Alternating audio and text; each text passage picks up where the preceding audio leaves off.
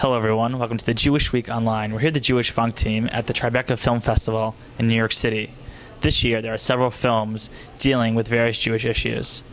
We had the opportunity to sit down with the cast and director of Love During Wartime, a story about a Palestinian who falls in love with an Israeli.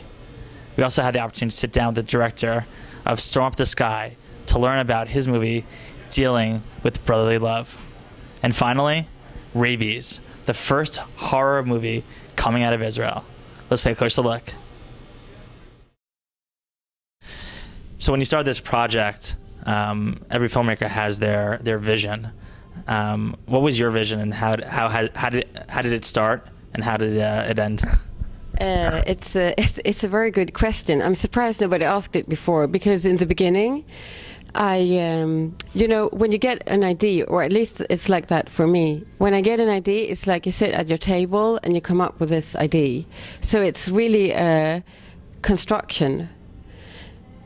I didn't know any couples like this. I had been to Israel on vacation visiting my relatives, but that was about it. I had never been to Palestine. And in the beginning, my aim was to make a peace movie.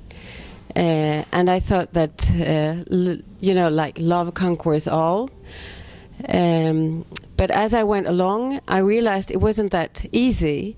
And also, it sounds like, it sounds ridiculous, but I didn't know any Palestinians. And for me in the beginning, it was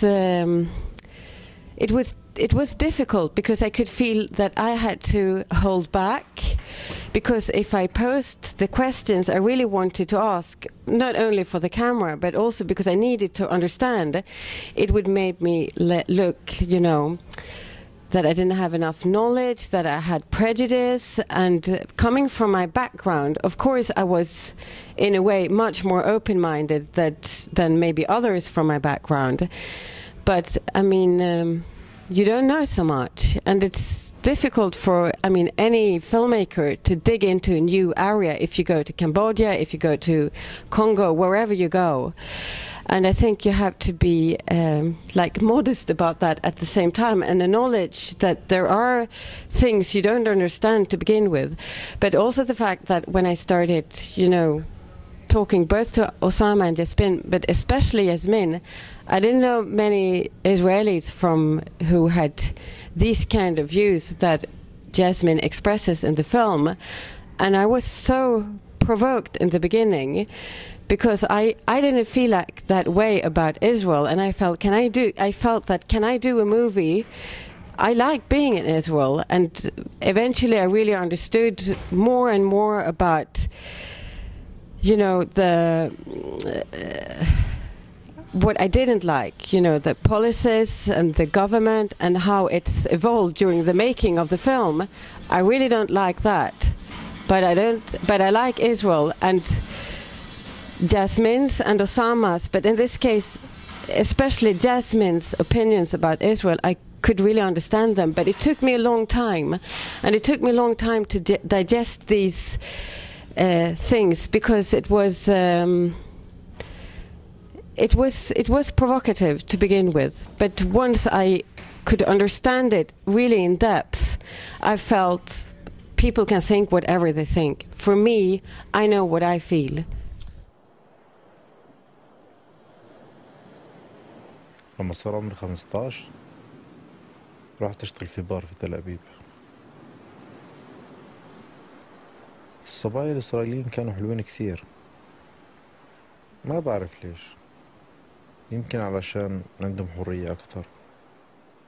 بلشت أتعلم عبري يمكن علشان أحكي مع البنت اللي في المحل اللي جنبنا. أنا زي أغلبية الشباب الفلسطينيين، بس يمكن محدش عمل اللي أنا عملته.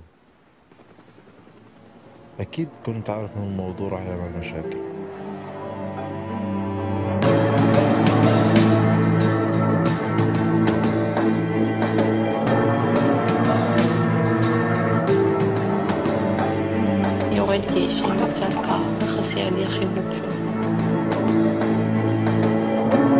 أنا شخصيا أنا وزوجتي مش قادرين نستقر في بيت واحد. كيف نخلي؟ لا سلك يخلي.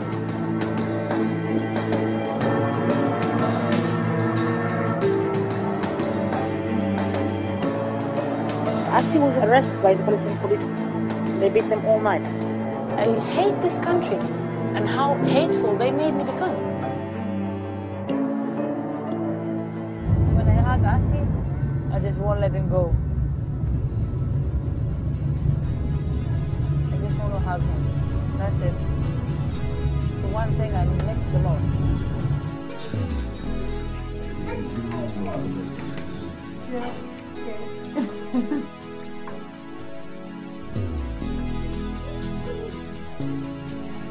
A lot of people say it's just like the Romeo and Juliet of the conflict. What do you think about the conflict? Obviously, it's done a lot to you and your family, but what are you looking for this film to say to people, to learn from your experience about the conflict and also about, finding love? I think it's a very big question, and I don't have slogans as an answer. But there's one thing that I experienced personally that was very important, and I learned a lot from it, because I lived with Osama in Palestine for half a year. Half a year sounds very short in the Western time, but in the Middle East it's a long time, because everything is very intensive there. And you know what? I could manage a life there. People knew that I'm an Israeli, and we could live there. And we had a lot of problems with the Israeli army and in checkpoints, but not with the Palestinian society around us, at least towards me. Osama had problems with them also because he's a very controversial artist, and he's very not politically correct in the way he speaks. But when the personal experience in living in Palestine showed me that actually Israelis and Palestinians can manage and live together much better than one thinks when they hear the news, when they hear what the politicians say. So this conflict is at a lot more above human level, because people want to live, they want their children to be educated, they want their children to succeed, they want to provide for their families. That's actually what every person in the world wants. And they're less interested about big political agendas and conflicts and wars.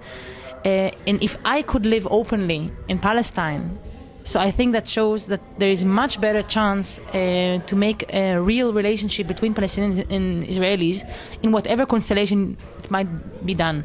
And this was important for me to show, and it was important for me to show that when you choose somebody as a partner for life, external problems like political problems are very shallow and they're just the shell. The real meaning is in the relationship you have with your husband or wife, and that it's worth fighting for. At least in our case, it was worth fighting for every step, and I don't regret any moment. And we grew a lot from these struggles, and we grew together stronger as a couple. When movies go to festivals, you never know how the audience is going to react. This is now towards the end of the Tribeca Film Festival. What has been some of your reaction to the film in the New York area? איך אנשים הגיבו לסרט ואיך אנחנו מרגישים לגבי התגובות של אנשים פה?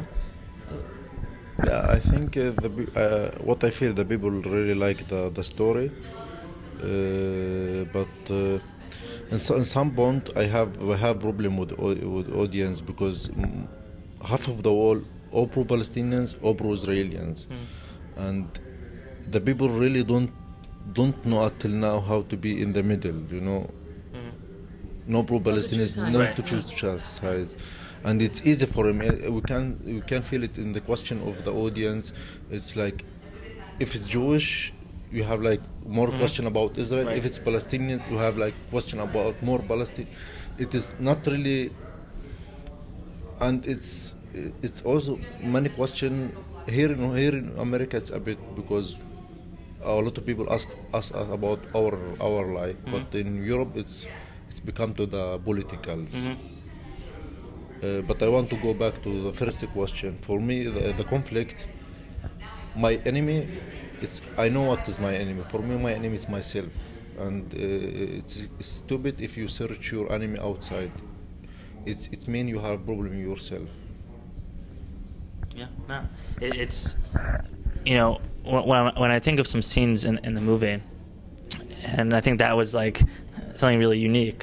And since it wasn't really about the conflict itself, it was more of like dealing with the situation and persevering for love. When you were in one country, you're in the next one. It was always like, through the webcam saying, I love you and this, and then even when you said I'll go for you, but we want to be together. And even when you were having your struggles, you still persevered. And then to this day, like you can see that love and that connection. And I think the audience connects to that.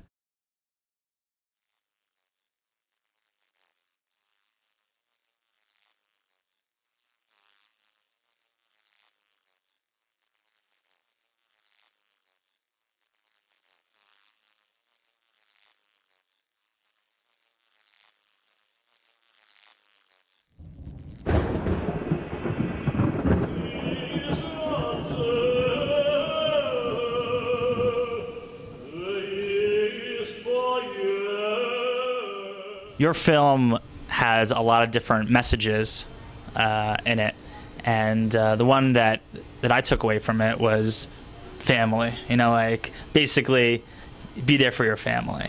Mm-hmm. How did you create the storyline, and what are you looking for people to get from your movie? That's a good question. I would say that it really started with the relationships between the brothers, and primarily, and as well as the relationship between the older brother and the father. And it was really less about a message of family per se, and more about like an individual struggle with jealousy, with kind of trying to make his father proud, and being torn as a young person, being torn between adolescent kind of temptations and curiosity, and this culture that's like very overwhelming for him, and how he kind of copes with those two things. And there's a great scene in the movie when there's a rabbi that comes in to check the meat, mm-hmm. and the father says, like, isn't where is it? Wasn't your brother here? Right. And then he's looking at the worker, and he's like, he's never here. Right. And then there's like that moment when he wants to say, like, he wasn't here, I'm covering for him. Right. Like, how did you get that emotion and that feeling? Because that was a very important moment in the film. Yeah, definitely. Really, the older brother's, Chaim's main kind of intention was to make his father proud, and the paradox is that in order to make his father proud, he really has to kind of present himself as the bad son, even though he's protecting his father. And so that's really how that scene kind of came about, is that being torn between telling the truth and this lie that he knows will actually make his father happy and make him stand out in his father's eyes as being his brother's keeper. And how did this film evolve? Like, how did you create this film? Well, the original idea, came from a subway ride that I took right when I moved to New York. I was living in the Lower East Side, bordering on Chinatown. And I got onto the train, and there is a group of mentally handicapped Hasidic kids, like 6 or 7 years old, on a field trip, and they were all dressed, in the typical, Hasidic garb, and they're swinging on the bars, and they're having a good time. They're just acting like kids do, and I started to question what it would be like as they grew up to be in modern day New York. And it was this very anachronistic sight to see them, dressed the way they were. And so I just started wondering, what would happen if they were tempted by the outside world, and if one left, what would kind of occur, and what would his life be like after that? And, in the beginning, when the younger brother sneaks in, mm-hmm. and you're like, uh-oh, what's happening here? Right. Right. So that, the idea, the backstory, if you will, was that the younger brother was this very smart, intellectually curious kid, and that led him to exploring all sorts of books and cultural activities throughout New York, and so so him crawling through the window is supposed to be him coming from the library where he's been reading secular material, Shakespeare, and he's become friends with this librarian who works there, who's a black woman, and they connect on this intellectual level. And no one else can really understand where he's coming from, and so he feels the need to hide it, And towards the end of the movie, when it comes to like fisticuffs, he kind of just breaks. He's like, "Why? Why are you doing this? I've been through. I covered you so many times." And then you just see that raw emotion. He punches his brother out. Right. And how do you prepare two actors like for that scene? Obviously, it's you prepare the script, you have it in your mind, but that's like I think for me it was a climax in a sense that you can only be your brother's keeper for so long until it's almost too much. Right. Well, there's two approaches. There is the older brother. I took him to Crown Heights, and we did a lot of research, and we talked to a lot of Hasidic men, and their passion for their religion and for studying the Torah and for their appreciation of the culture was a beautiful concept. It was just so simple that they just everything else they really considered to be a distraction aside from the Torah. And so talking to them, I think, really prepared my the actor who played the older brother, Dan Fow, it really gave him a handle on what he was fighting for. And I think that we both really grew to appreciate that point of view. And so that really got him in the mindset of like, this is like do or die, and I want to protect this. And, the younger brother, both actors are Jewish but not practicing. And so for the younger brother, it was really about talking to him about what it would be like if if everything was kind of censored and he was limited in his ability to explore what he wanted to. And so I kind of worked with them separately and built up those various points of views, in each of them respective points of view. And then when that scene happened, they both brought that, their passion for, say, the Hasidic culture versus the, kind of outside, more modern, secular culture. And I love one of the last lines when he just goes, the older brother goes, "Am I my brother's keeper?" Right. It sort of brings it all together. Yeah. Like you can only protect your family for so long. Right. So, going back to the beginning and the kind of the original seed was really about, I was trying, after I saw these Hasidic kids on the train, I really started thinking about stories that they might relate to that had to do with one brother going in one direction and the other going in another, and then them coming to blows. And so that was the basis of it, but I didn't want it to bleed out, if no pun intended, Cain and Abel. But that line was in the original script, I would say, and it just stayed in, and the delivery of that line still gives me the shivers. I just think it's so beautiful and perfect, and he's a great actor, and I think that line is like very illustrative of that.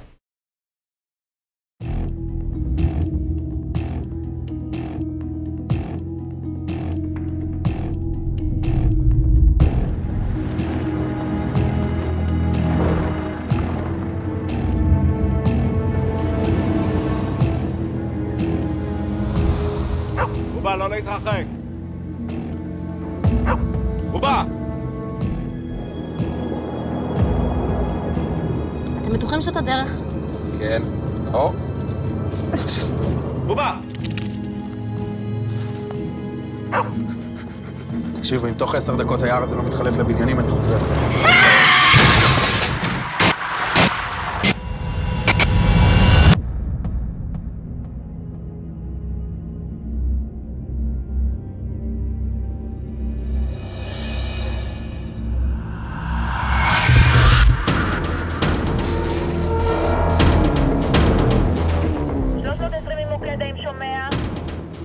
מוקד, כאן 320 שומע.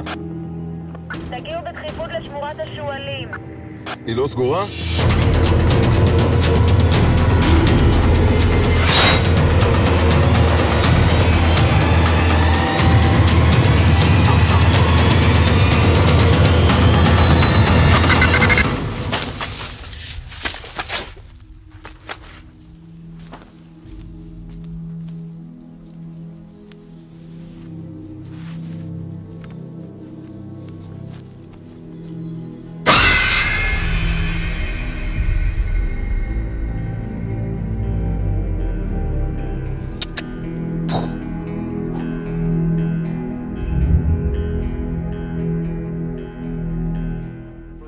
Just to say how excited we are. We've been here for a week. We got so much love from the audience, from the reviews. We are amazed by it, and it's a great honor to show. Actually, this is a dream coming true, to show New York audience a horror film at midnight.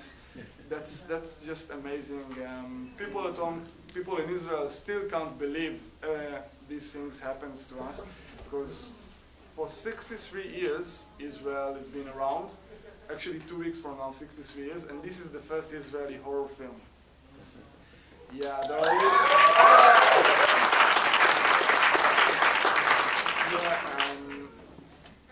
and actually, it's also a closure for us. And I will only tell this story because it's really exciting for me to be here, and then I'll let you see the film. 3.5 or maybe 4 years ago, we was here. Aaron, which you can imagine standing right here, was my teacher at the film university, and eventually he produced my graduation film. This doesn't even work, it right? works, but you just only put it.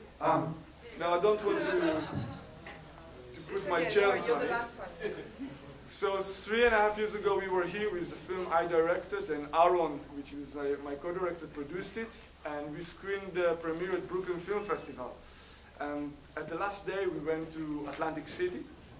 We don't have things like that in Israel, so we went to Atlantic City, ate hamburgers at the Hard Rock Cafe, smoked cigars on the beach, and went to a Tool concert.